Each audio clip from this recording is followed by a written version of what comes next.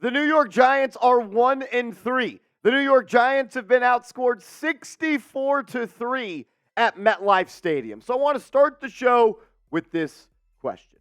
Are the Giants the worst team in the National Football League? Let me know what you think down in the comment section.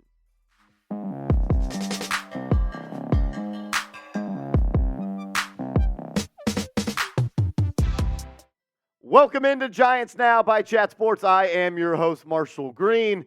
A brutal loss on Monday Night Football to the Seattle Seahawks. I'm going to do my best to recap that game. I'm going to tell you what the biggest problems are for the New York Giants, and I'm going to tell you why Joe Schoen can fix and turn around his tenure with this program if he does the right thing, which is draft Caleb Williams. Let's start it with this. This team absolutely stinks. From 1 to 53. From head coach to general manager. From defensive coordinator to offensive line coach. This team stinks. And it's not just the 2023 season. Let's take off the blinders and let's look at the past. The last 14 games for the New York Giants. They are 4-9-1. And they have been outscored by their opponents. In those 14 games, 382 to 259. This team has not been good since the fall of 2022.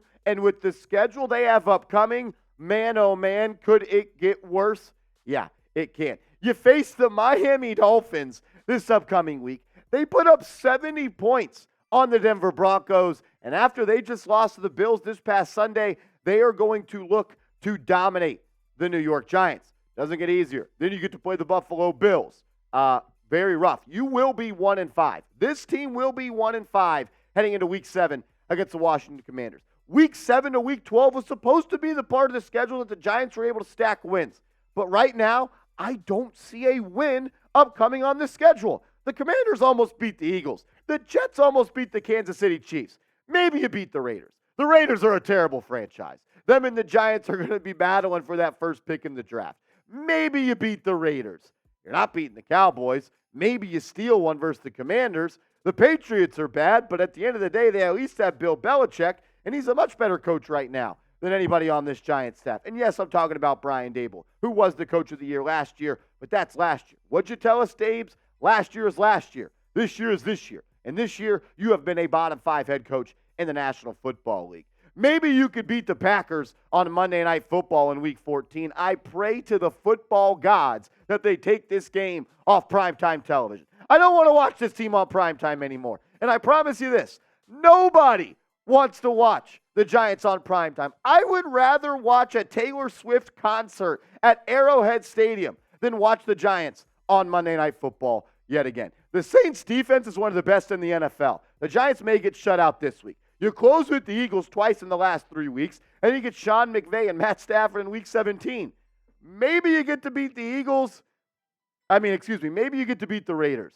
I'm not sure who else you might beat. You may not even have to tank. We were going to talk about tanking on today's video, but with the schedule coming up, I don't think you're going to have to lose games on purpose because you're not going to win games.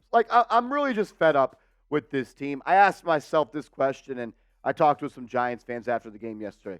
What are the Giants good at?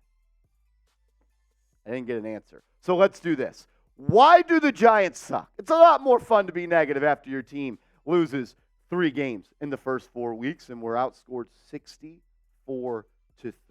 The Giants have not scored a first-half touchdown this year. The Giants have not scored a touchdown at MetLife Stadium this year. There's a lot of reasons, and I want you guys to be creative and colorful like you always are. Why do the Giants suck? Let me know down in the comment section right now. There's 3 reasons why this team sucks. Number 1, the offensive line. It is the worst offensive line I have ever seen play a football game in the National Football League. It is awful. I understand Andrew Thomas is hurt. I understand that John Michael Schmitz got hurt. But you know what? The Seahawks had 4 offensive lineman starters down yesterday, and they were able to score 24 points. Did Daniel Jones gift wrap them 14? Absolutely. But they didn't look incompetent. They could block 11 sacks. 11. 1, 2, 3, 4, 5, 6, 7, 8, 9, 10. I need 3 hands. Producer Sam giving me a 1 as well. 11 sacks in a football game. I've never seen it. It's bad. This O-line is bad. This is what you had up front, and let's be honest, Joshua Ezeudu, yeah, he's not good. Giants spent a top 75 pick on him. No good. Marcus McKeithen, Giants spent a 4th or 5th round pick. I'm forgetting on him in the 2022 draft. He's no good. Evan Neal, oh my Lord, Evan Neal, top 7 pick, and you are a bona fide bust. Evan Neal is a bad football player. And I'm going to be nice and say right now. But to be honest with you, Evan Neal might just be a bad football player now and for the foreseeable future. I'm sure everyone has seen it. This man was blocking Darren Waller last night. Darren Waller plays for the Giants. He was blocking him himself. It's a joke. And let's say this. The Giants are signing Justin Pugh to their practice squad right now. So the Giants saw their team yesterday give up 11 sacks, and they are going to sign Justin Pugh to their practice squad. So they're trying to do something. I'll give them a little bit of credit for that. But at the end of the day, I'm not sure Justin Pugh is going to be able to fix all of this madness. This offensive line is bad. It truly is. He'll start on the practice squad. I'm sure the Giants will try to work him up to speed. They worked him out 2 weeks ago in Arizona prior to the game versus the Cardinals. But the Giants have signed Justin Pugh to the practice squad. We had a whole show scripted for you guys. We'll still deliver on that. Just wanted to get you guys the latest info on that. Justin Pugh has been added to the New York Giants practice squad. We know who Justin Pugh is, right? He made a campaign for himself to be a part of this football team. And, golly, I just can't believe they're even doing this. Justin Pugh is going to be signed to this team. He's average at best. Dealing with some injuries, had off-season surgery this year. But he had some quotes that I'll actually pull up right now. Stay with us. Reacted on the fly. Justin Pugh said this in the summer. I mean, the Giants are one of the teams that I am definitely eyeing. There's no denying that. I've mentioned it on Twitter before. It's where I started my career, and I would love to finish it there. But they also have things in their organization that they have to get figured out. Justin Pugh signed to the Giants practice squad, former first-round pick for Big Blue.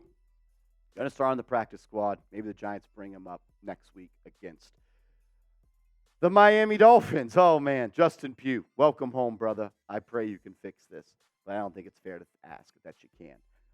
Back to regular scheduled programming. Bobby Johnson, the offensive line coach for the Giants, he should be fired. He has not been able to develop Joshua Ezeudu. He has not been able to develop Marcus McKeithen. He has not been able to develop Evan Neal. He's not good. He couldn't even pick up a yard on 4th and 1 on the tush-push play. And then he got John Michael Schmitz hurt, and he got Daniel Bellinger hurt. Bobby Johnson, I'm sorry. I don't like calling for people's jobs. I know how it's not how you put food on the table. My job is to call it like I see it. And right now, Giants have the worst offensive line in the league. They continuously allow free edge rushers, and man, oh man, it is bad. Bobby Johnson should be out. We'll talk more about why the Giants are not a good football team and why they should tank and draft for Caleb Williams coming up in a second. But I want to tell you guys about our proud sponsor, ZBiotics. Go to zbiotics.com/chatsports and use the promo code chatsports for 15% off your first order. That link will be clickable down in the comments and description of today's video. ZBiotics is a pre-alcohol probiotic and is the world's first genetically engineered probiotic. It was invented by PhD scientists to tackle rough mornings after drinking. Here's how it works. When you drink, alcohol gets converted into a toxic byproduct in the gut. It's this byproduct, not dehydration, that's to blame for your rough next day. ZBiotics produces an enzyme to break this byproduct down, and it's designed to work like your liver, but in your gut where you need it most. Drink ZBiotics before drinking alcohol. Drink responsibly and get a good night's sleep to feel your best tomorrow. Look, sometimes after these live streams, I don't wake up the best the next day. That is until I found ZBiotics. Take it before drinking. That's the key. But I love the packaging that it comes with. It can easily fit. Let's say you're going on a flight for a bachelor trip or a bachelorette party. Easily fit in your carry-on or the bag that you get checked as well. Comes with 6 individual bottles as well. This Halloween, pair your candy and cocktails with ZBiotics to avoid a spooky next morning. That's zbiotics.com/chatsports. And remember, promo code chatsports. And they're going to hook you up with 15% off. Have a Z-Biotics. Drink responsibly and enjoy tomorrow. I'm able to keep it running and moving and get you guys the latest Giants news thanks to Z-Biotics. ZBiotics.com/chatsports. 15% off with the promo code chatsports. All righty. Daniel Jones is a reason the Giants suck. It can be true. This is a wild thought. Everyone look around and make sure that you understand what you're about to hear. This can be true. The offensive line stinks and Daniel Jones stinks. They both are not good, and that is okay. Look, if you solely want to blame the sacks and you solely want to blame the offensive line for Daniel Jones' struggles, that's okay. You can do that, and both can be true. This O-line is cheeks. Daniel Jones is cheeks. Fact is, that is both true right now. Because what was this play? The pick six to Devin Witherspoon. A clean pocket, and he throws it right to him. Whose fault was that? Was that not Daniel Jones' fault? The pocket was wide open. He had Darren Waller wide open in the back of the end zone. Why didn't he throw it there? Must have been the offensive line didn't give him a perfectly clean pocket. What about the pick over the middle of the field? Was that the offensive line's fault as well?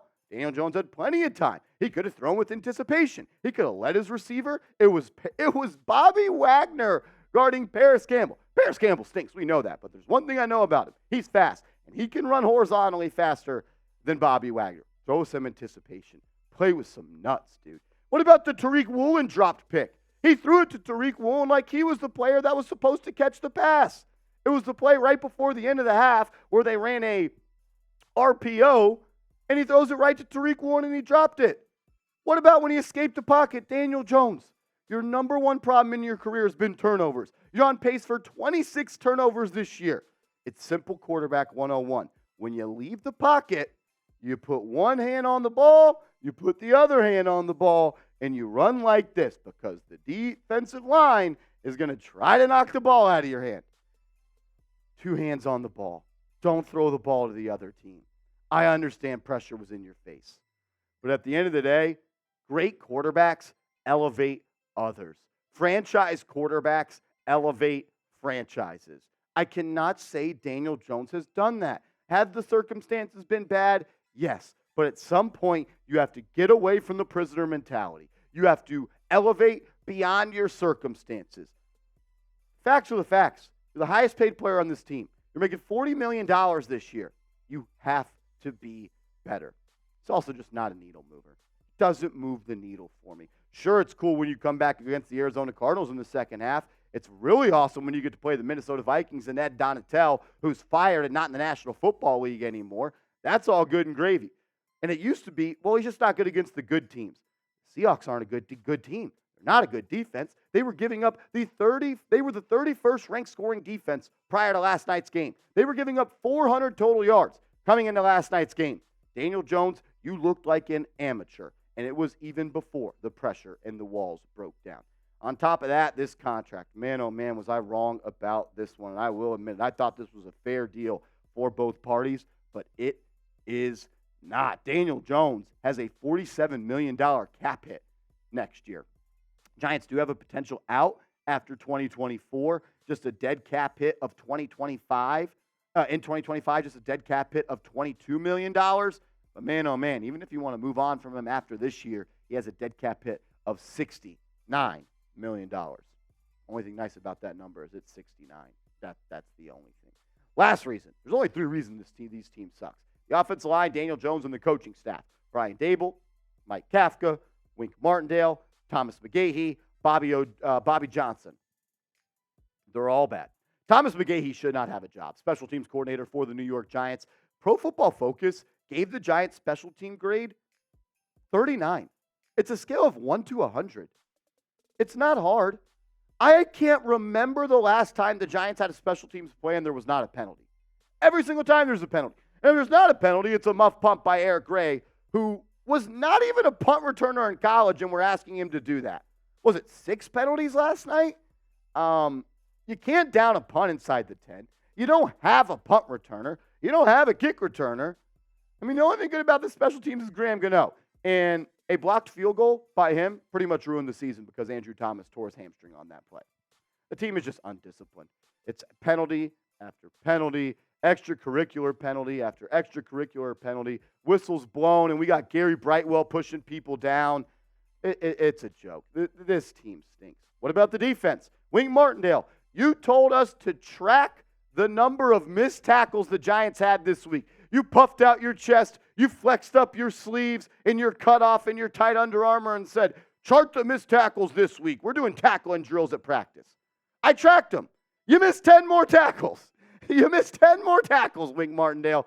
I'm tired of the talk. I'm tired of the talk from this coaching staff. Brian Daboll talks like he's Bill Belichick. Wink Martindale talks like he's the right-hand man to Jesus Christ who invented defense. It's a joke.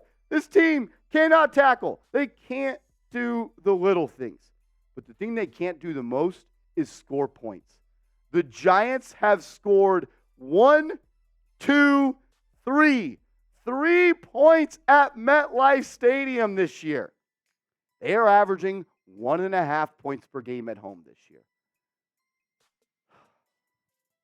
It's bad. It is bad.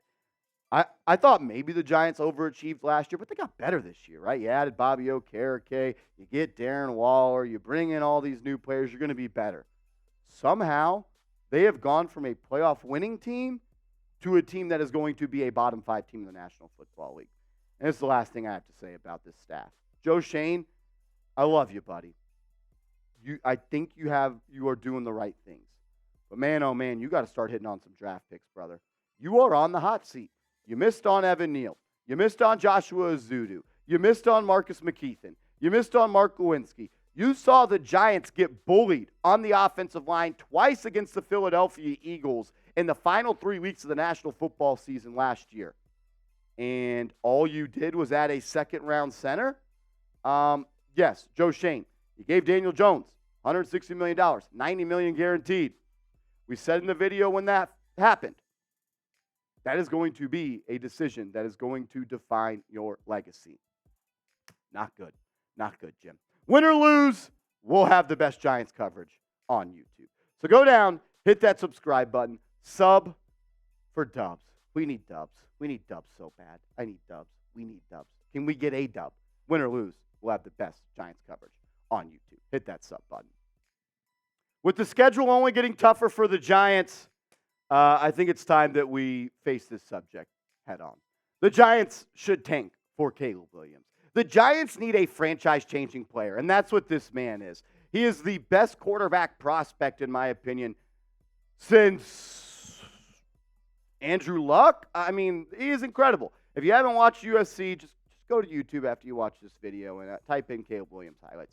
He is a special, special player. And I know people are going to say, but Marshall, if Daniel Jones can't do it with the offensive line, what is Caleb Williams going to do with the offensive line?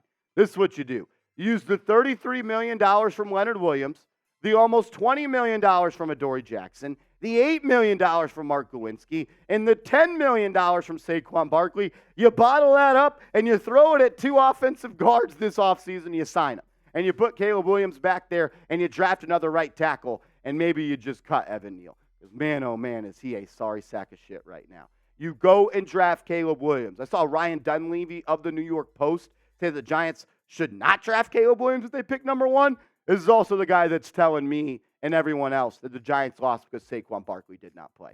If Saquon Barkley played, the Giants would have lost 24-3, the same score that they lost last night. I'll ask you this question. I know people, this is a polarizing topic on Twitter right now.